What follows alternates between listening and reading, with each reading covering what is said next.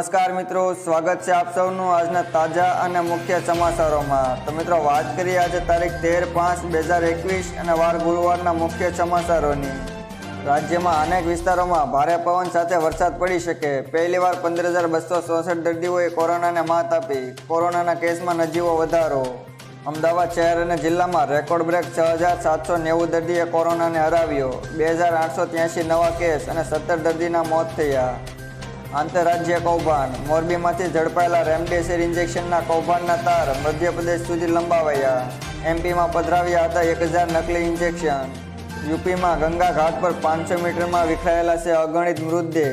ક્યાંક પગ તો ક્યાંક હાથ, કોઈ નથી આપી રહ્યું સાથ। 1918ના સ્પેનિશ ફ્લૂથી પણ ખરાબ સ્થિતિ।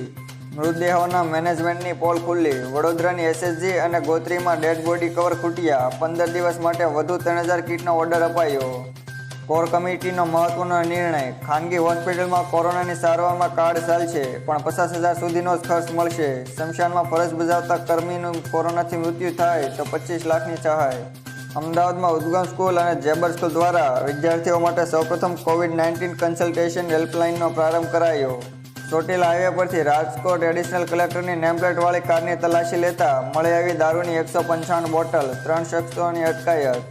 અરબી સમુદ્રમાં આકાર પામનાર વાવાઝોડાના પગલે તંત્ર બન્યું એલર્ટ। માછીમારોને કિનારે પરત ફરવા સૂચના અપાઈ। તો જો મિત્રો તમને અમારો આ વિડીયો પસંદ આવ્યો હોય તો વિડીયોને લાઇક કરી અને તમારા મિત્રોને જરૂર શેર કરજો તથા દરરોજ મુખ્ય અને મહત્વપૂર્ણ સમાચારો સૌથી પહેલાં જોવા માટે અમારી યુટ્યુબ ચેનલને સબસ્ક્રાઈબ કરી અને બાજુમાં આપેલા બેલ આઇકનને દબાવી દેજો, જેથી અમારા આવનારા દરેક વિડીયોની નોટિફિકેશન આપણને મળતી રહે। ધન્યવાદ।